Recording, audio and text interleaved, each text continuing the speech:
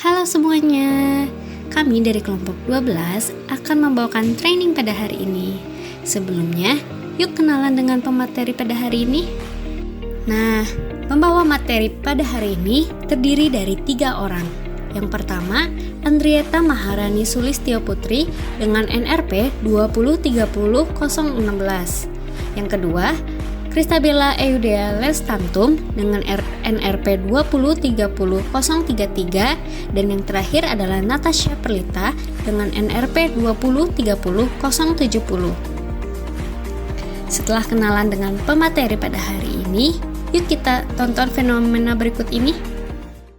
Self-compassion dapat diarahkan pada diri manakala terjadi penderitaan tanpa menyalahkan diri sendiri dalam menghadapi kejadian eksternal kehidupan yang menyakitkan atau sulit untuk diatasi. Self-compassion juga masih relevan untuk penderitaan yang bersumber dari kekurangan diri sendiri. Saat didera kejadian negatif seperti COVID-19, semua mengalami perubahan dan keraguan yang sulit diatasi. Ketimbang mengkritik dan berkata kasar, self-compassion menghubungkan self-to-self dengan kepedulian, toleransi, dan kesamaan dengan memperlakukan orang lain saat mengalami kesulitan. Sekalipun belum ada penelitian yang menghubungkan konstruk self-compassion dan epidemik, banyak bukti yang mendukung self-compassion dapat mengurangi kesulitan dan meningkatkan family well-being. Sebagai pandangan approach-oriented dari regulasi emosi terhadap stressful event. Nah, good mindfulness merupakan salah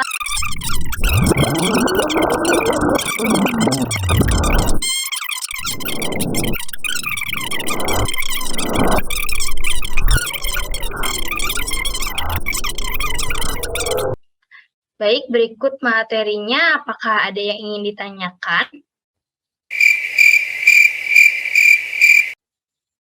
Baik, apabila tidak ada, sekian pemaparan materi dari saya. Terima kasih.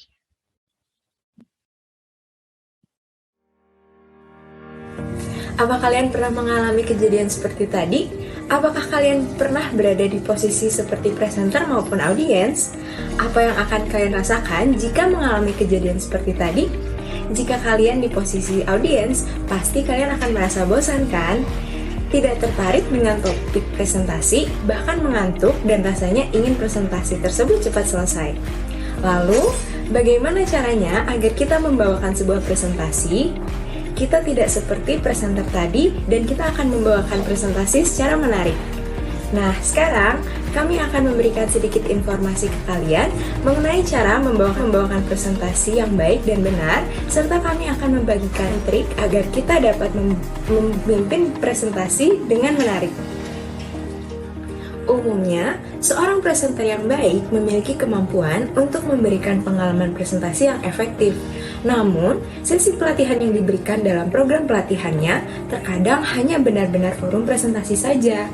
Kita akan mendapatkan hasil yang lebih baik jika kita menyajikan presentasi singkat selama program pelatihan yang aktif.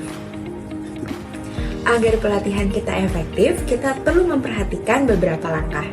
Yang pertama, buatlah hal ini secara personal. Audiens akan memberikan komentar terkait dengan informasi yang akan kita sampaikan bila tidak sesuai dengan apa yang mereka butuhkan. Contohnya, untuk apa dia memberitahukan kita mengenai hal ini? Atau, mengapa saya harus mengikuti latihan seperti ini dibandingkan saya bisa berada di tempat lain? Audiens akan memperhatikan jika kita membahas pertanyaan yang paling penting bagi mereka. Kita perlu memikirkan bila kita berada di posisi mereka, sehingga kita dapat mengerti apa yang harus kita sampaikan agar menarik perhatian para audiens. Poin yang kedua, pahami mengapa kita ada di sana. Jika kita diundang untuk berbicara di tempat umum, kita perlu memperhatikan konteks diri kita saat kita berada di dalam acara tersebut. Kita harus memahami situasi audiens yang akan kita bawa.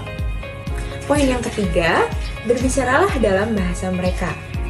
Kita perlu menggunakan bahasa yang mudah dan dimengerti. Hindari istilah asing yang mungkin dapat membingungkan audiens agar peserta dan juga pesan yang akan kita sampaikan dapat tersampaikan dengan baik dan berkeseluruhan. Saat memberikan presentasi, berikan juga informasi mengenai dampak jangka pendek dan jangka panjang dari materi yang akan kita sampaikan. Kita sebagai pelatih perlu memfokuskan pernyataan awal pada perhatian pendengarnya. Pahami peran dalam mengkomunikasikan informasi yang akan disampaikan, serta gunakan bahasa yang mudah dipahami untuk memberikan pengalaman secara keseluruhan dengan para peserta. Terlepas dari materi presentasi yang akan kita berikan, kita juga perlu memperhatikan konsep dasar saat melakukan presentasi. Ada beberapa prinsip yang perlu kita lakukan. Poin yang pertama, pastikan kita memiliki pembukaan yang efektif. Pembukaan yang baik akan memperlancar acara sehingga memudahkan kita.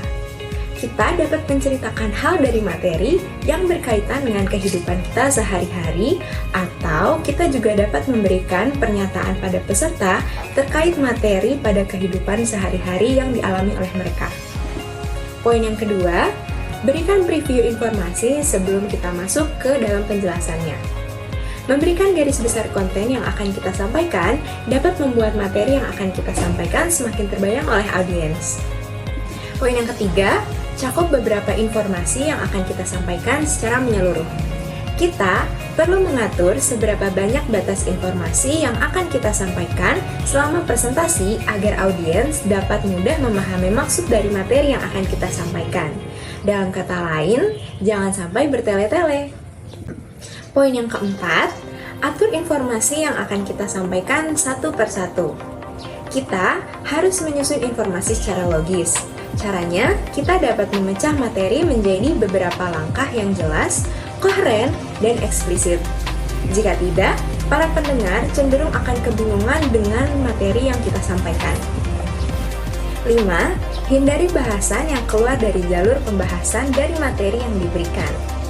Kita harus mencegah diri kita agar tidak keluar jalur ketika menyampaikan informasi saat kita presentasi, terutama ketika kita menanggapi satu pertanyaan dari audiens. Kita harus tetap fokus dan mempercepat presentasi untuk menjaga minat oleh semua audiens. 6. Perhatikan transisi antar informasi. Kita harus jelas dalam menyambungkan satu topik dengan topik yang lainnya. Buatlah transisi secara jelas dan hubungkan informasi sebelumnya ke informasi yang baru.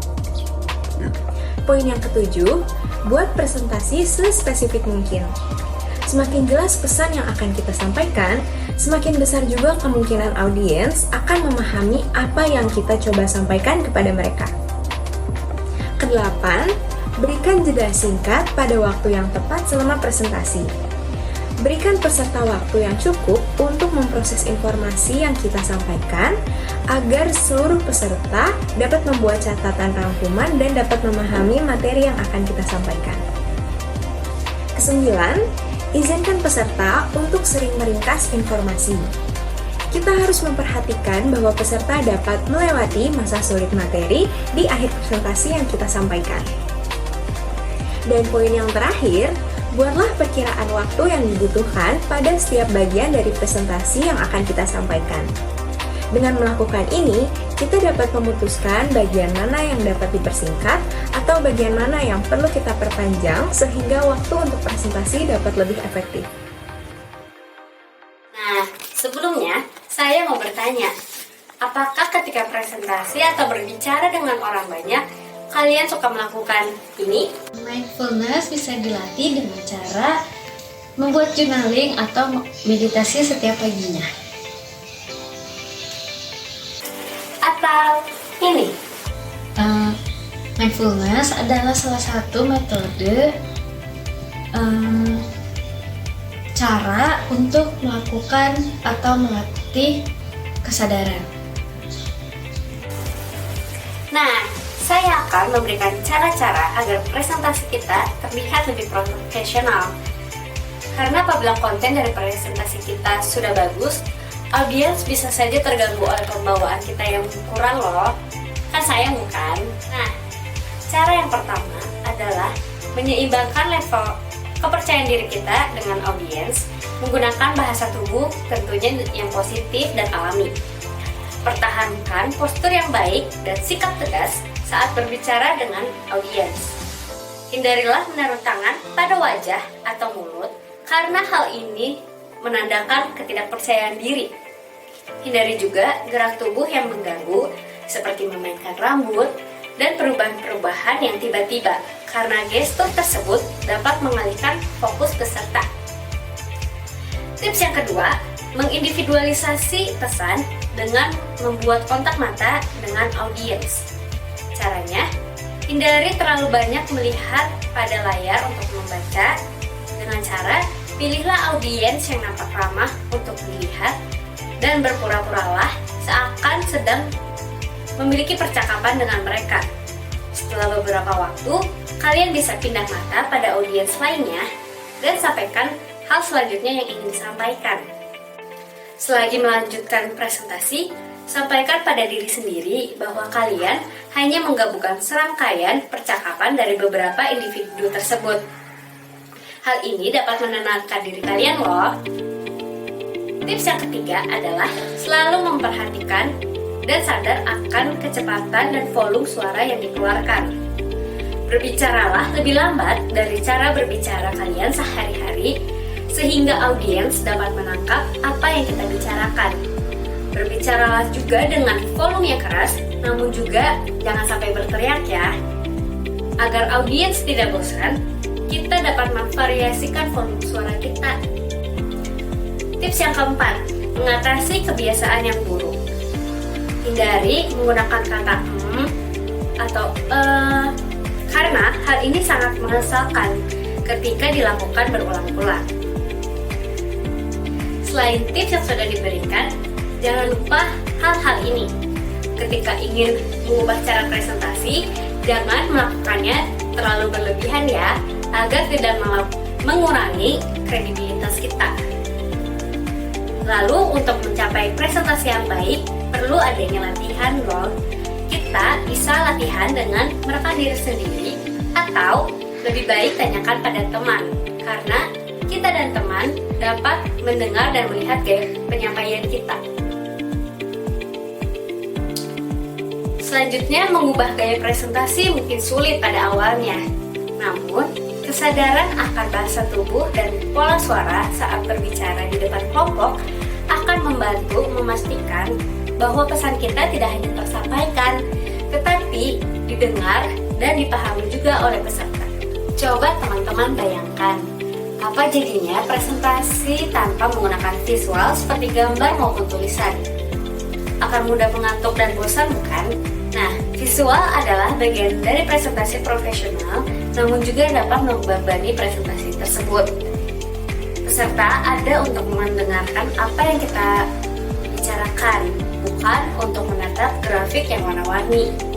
Tujuan utama visual adalah untuk memberi presenter catatan atau poin berbicara, serta untuk membuat gambar yang mudah diingat untuk mendukung pesan kita.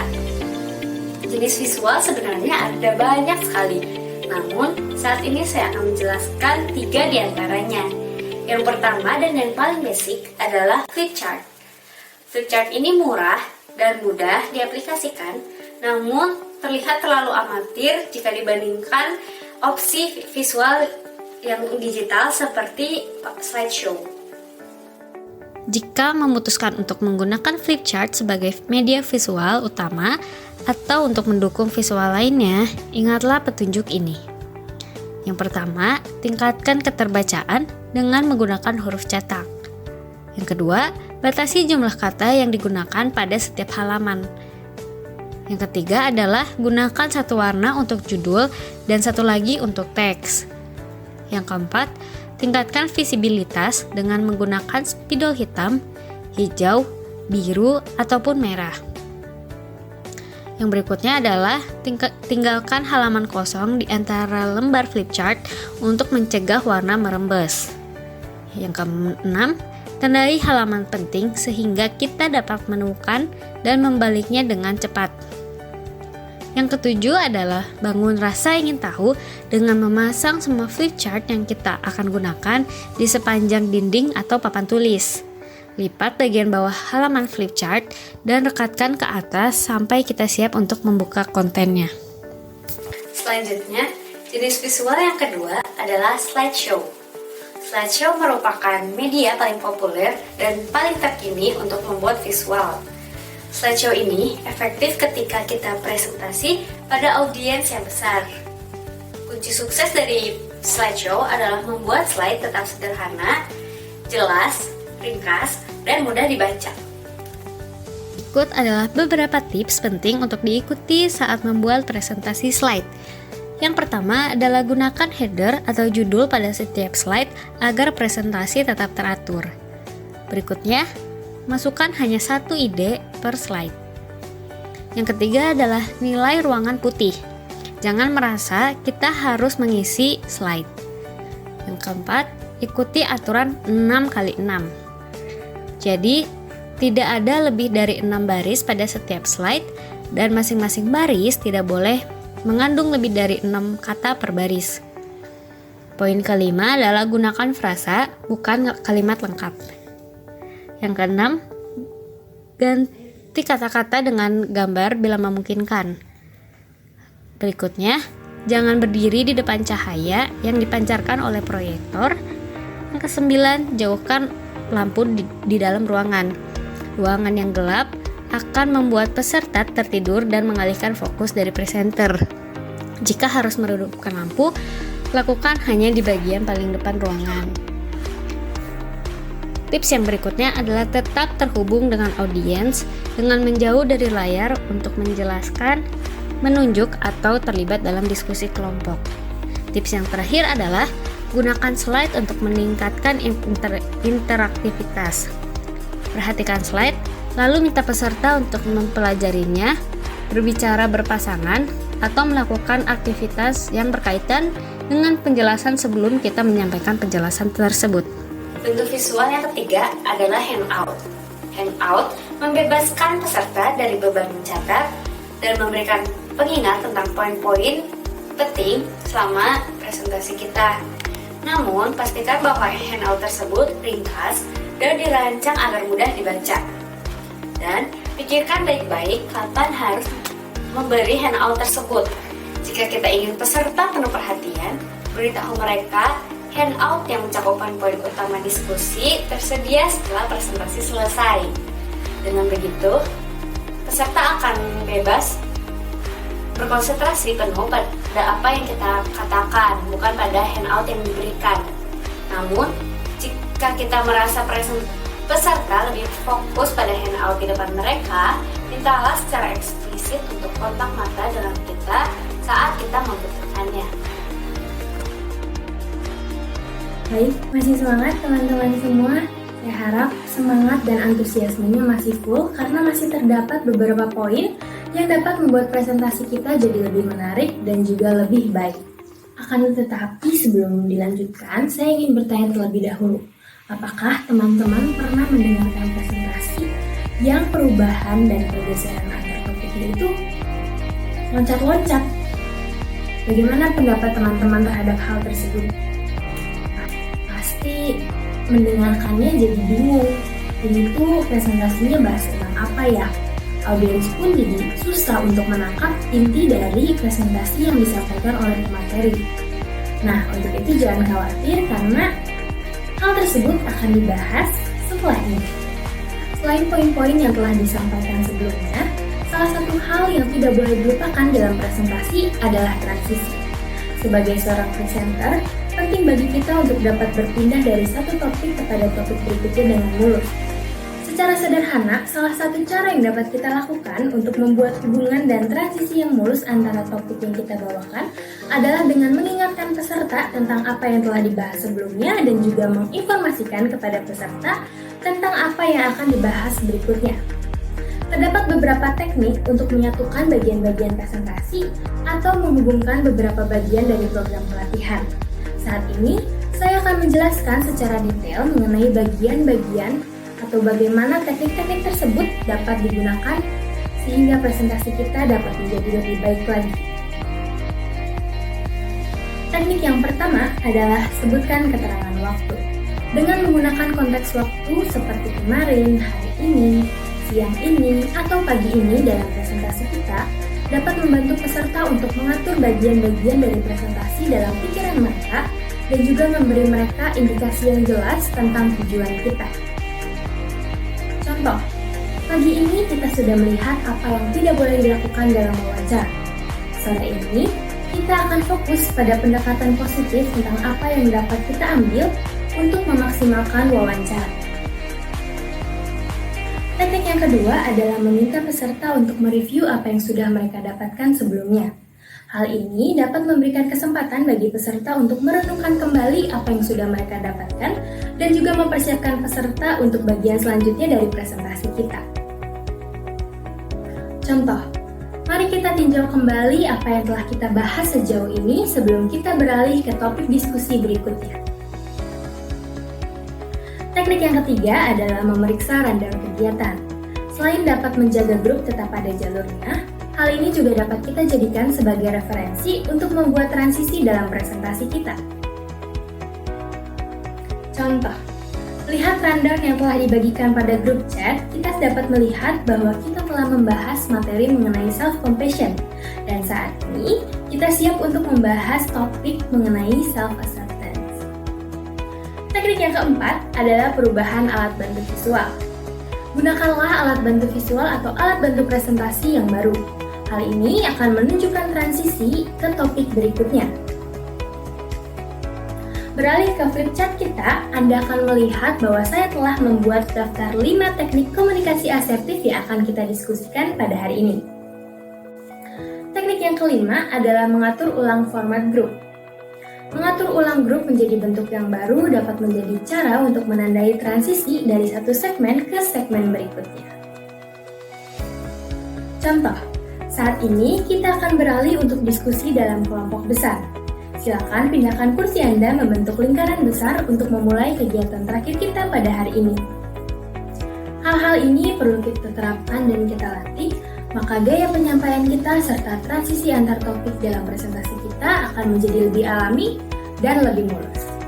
Baik, kita sudah mendengarkan poin-poin tentang presentasi nih teman-teman. Tapi kayaknya ada yang kurang deh. Biasanya setelah presentasi ada apa sih? Betul banget. Saat ini kita akan bahas sesi setelah presentasi, yaitu sesi diskusi atau yang biasa kita kenal dengan sesi tanya jawab. Nah, seringkali sesi tanya jawab itu diawali dengan kalimat klasik seperti ini.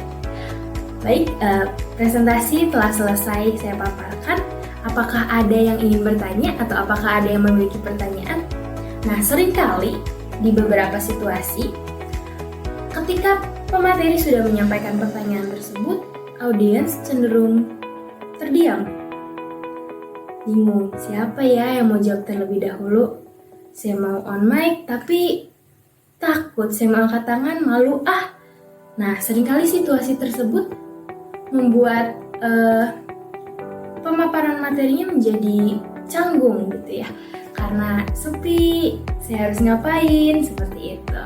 Nah, hal ini tentu tidak nyaman dong bagi kita sebagai pemateri maupun sebagai audiens.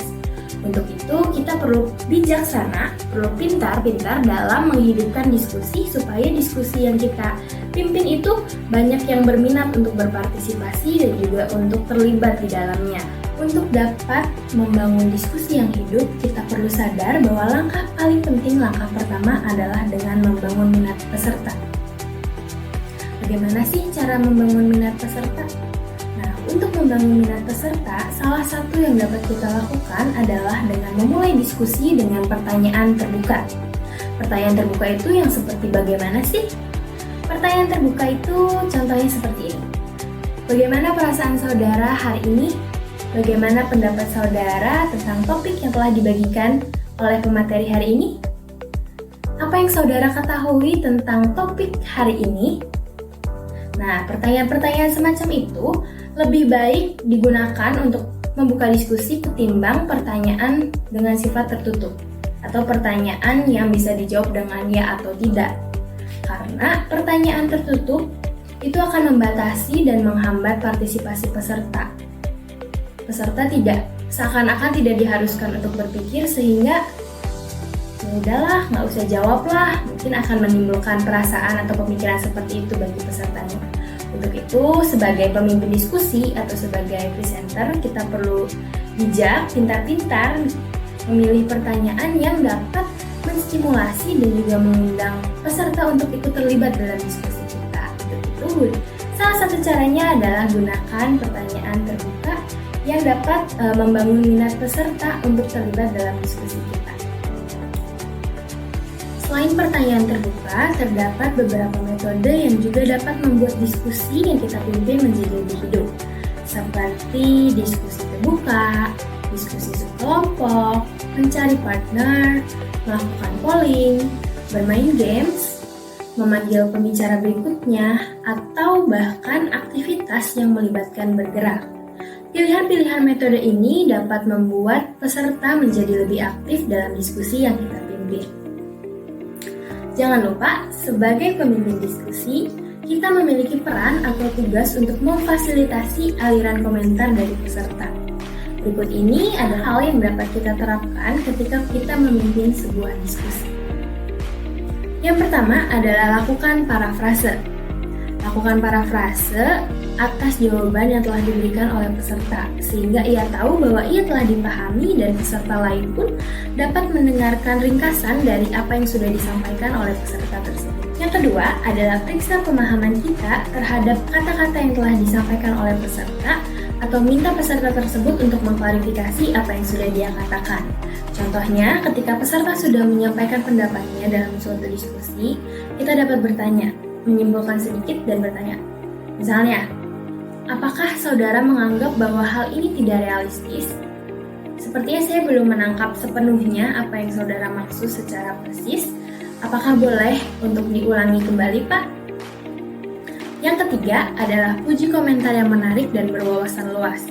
Contohnya, itu adalah poin yang bagus, sangat kritis. Saya senang Anda menyampaikannya atau Anda membahasnya kepada kita, sehingga ini bisa menjadi bahasan dan insight yang menarik untuk hari ini. 4. Uraikan kontribusi peserta pada diskusi dengan contoh atau sarankan cara baru untuk melihat masalah. Contoh, komentar Anda memberikan poin yang menarik dari sudut pandang karyawan. Kami juga dapat mempertimbangkan bagaimana seorang manajer akan melihat situasi yang sama. Yang kelima, gunakan humor dan doronglah kelompok untuk dapat berpartisipasi dan juga berkontribusi, serta terlibat lebih aktif dalam diskusi. Kita anggap saja misalnya kelompok yang di sebelah kiri ini kurang aktif dalam diskusi yang sudah terjadi. Maka kita bisa menggunakan cara ini untuk mengundang partisipasi mereka seperti ya ampun, kelompok yang di sebelah kiri ini kok dari tadi tenang sekali ya. Apakah masih pada bangun? Boleh dong kita dengar dulu suaranya. Setelah mereka merespon, mungkin kita bisa tanyakan. Seperti yang sudah kita bahas tadi, teman-teman diminta untuk memberikan sebanyak-banyaknya cara yang terpikirkan oleh teman-teman untuk meningkatkan kerjasama dalam kelompok teman-teman. Gunakan pertanyaan juga, gunakan humor untuk mengundang partisipasi serta saran-saran yang dapat mereka sampaikan terkait dengan topik yang kita bawakan. Yang keenam, tidak setuju dengan komentar peserta untuk merangsang diskusi lebih lanjut. Misalnya ada teman kita yang memberikan pendapat, kita bisa berpura-pura tidak setuju seperti, saya dapat melihat mengapa Anda berpikir seperti itu, berpendapat seperti itu. Namun saya tidak yakin apakah yang barusan Anda sampaikan selalu demikian. Apakah ada orang lain di sini yang memiliki pengalaman yang berbeda dengan Bapak A? Ketujuh, mediasi perbedaan pendapat antar peserta dan redakan ketegangan yang mungkin muncul. Misalkan, dalam situasi diskusi terdapat dua orang yang memberikan pendapat yang cukup berbeda dan situasinya menjadi cukup tegang. Nah, maka kita harus bisa memediasi dan juga meredakan ketegangan itu. Misalnya, saya lihat A dan B memiliki pendapat yang berbeda. Tapi hal ini sangat baik buat kita karena kita bisa mempertimbangkan topik hari ini dari dua sisi yang berbeda. Yang kedelapan, menggabungkan ide dan menunjukkan hubungan antara ide-ide itu satu sama lain. Misalnya, peserta memberikan pendapat yang bisa kita gabungkan yang berkesinambungan, maka kita bisa menggabungkan kedua pernyataan tersebut, kedua pendapat tersebut, dan menyampaikannya kepada peserta. Yang kesembilan, mengubah proses kelompok dengan mengubah metode partisipasi dan mendorong kelompok untuk mengevaluasi pendapat-pendapat yang telah disampaikan dalam diskusi sebelumnya. Misalkan setelah proses diskusi dilakukan dalam kelompok besar, kita bilang kepada pesertanya untuk Saat ini mari kita pecah menjadi kelompok-kelompok kecil dan diskusikanlah dalam kelompok saudara masing-masing lebih mendalam mengenai motivasi belajar mahasiswa yang sudah kita bahas sebelumnya. Poin yang terakhir yang ke-10 adalah ringkas pandangan utama dari kelompok. Demikian materi yang dapat kami sampaikan. Semoga poin-poin, metode-metode, serta contoh-contoh yang diberikan dapat membantu teman-teman semua dalam memimpin diskusi serta membawakan presentasi dengan cara yang baik dan menarik.